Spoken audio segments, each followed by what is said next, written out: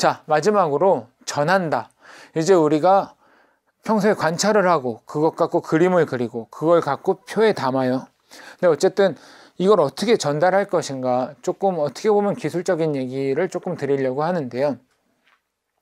요 내용을 안 보셔도 좋습니다. 그냥 문서 형식만 보면서 말씀을 드릴게요.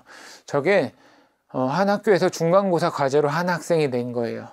제가 너무 괘씸해서 읽지도 않는데, 물론 내용을 떠나서, 분량을 떠나서 눈에 익숙하신가요? 저는 눈에 익숙하지 않으실 거라고 생각합니다. 우리가 중간고사 레포트라는 걸 기대하고 받을 때는 문서에는 제목, 학번, 뭐 이런 다 모두가 생각하는 형식이 있어요. 그리고 제가 가장 마음에 안 드는 거는 뭐라고 하죠? 이거 좌측 정렬. 시 쓰는 거 아니잖아요. 그게 무슨 얘기냐 하면, 내가 좌측 정렬을 할 거면, 내가 그런 특별한 형식을 쓸 거면 그 형식을 쓰는 이유가 있어야 된다는 겁니다. 아니면 형식은 그냥 사람들이 가장 익숙한 방식으로 해야 된다는 거예요. 그래서 남들의 눈에 익숙한 형식이 제일 좋은 거죠. 아마 저 친구는 이 문서를 출력해 보지 않았을 거예요. 그래서 특히 익숙해지기 전까지는 무조건 내가 쓴 기획서를 한번 출력해 보시기를 추천드립니다. 두 번째로는 이 글은 사실 제가 굉장히 존경하는 작가님이 쓰신 글이에요.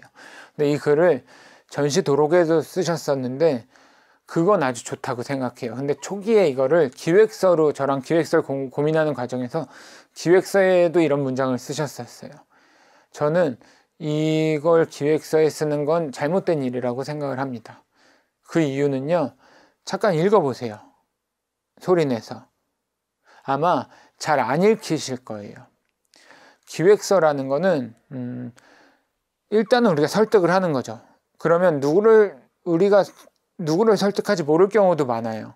누가 보든지 쉽게 읽고 똑같은 해석이 가능해야 됩니다.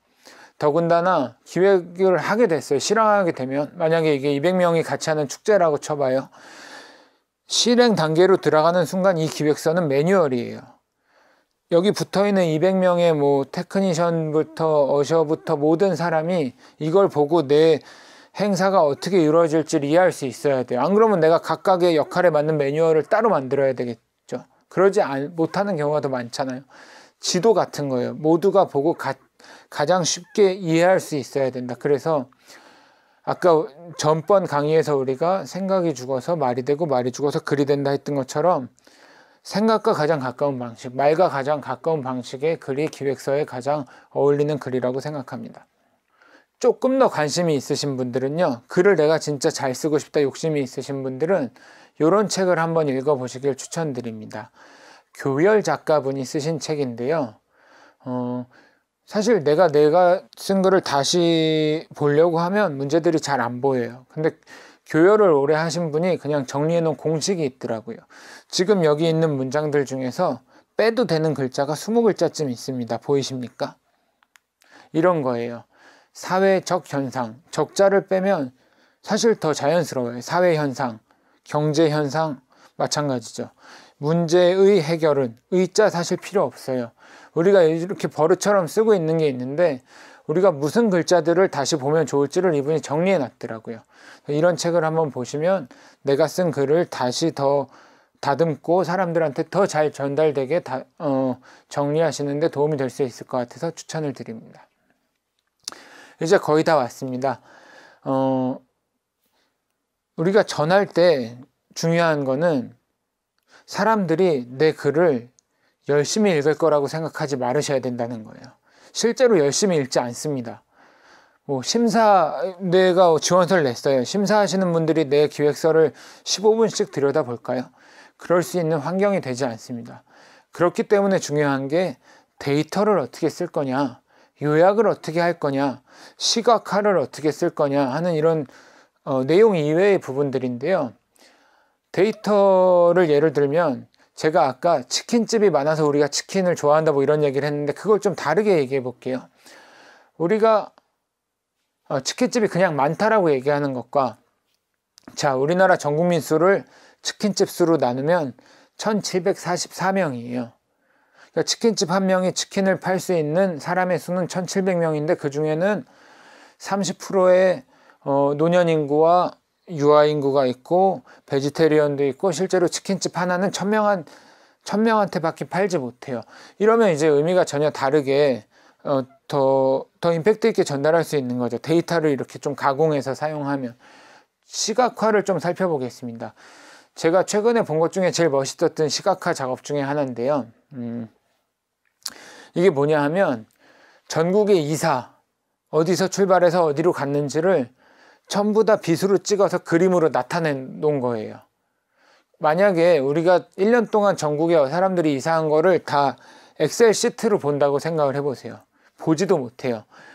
심들여서 읽는다고 해도 어떤 경향이 보이지 않아요. 근데 이 그림을 보면 사람들이 서울에서 나가고 있네 라는 게 보이고 제주도는 들어오는 사람이 많고 나가는 사람이 적구나, 이게 한눈에 보입니다. 이걸 확대해서 보면 서울에서 이사 다니는 사람들이 강을 건너지 않네? 이런 게 그냥 한눈에 보이게 되는 거죠. 물론 우리가 이렇게 고급 시각화 작업을 하지 못해요. 우리가 기획서 쓸 때 대부분 여건이 그렇게 되지 않죠. 하지만 우리 그런 건 쓰잖아요. 엑셀에 있는 차트 그리기 여러 번 쓰시죠.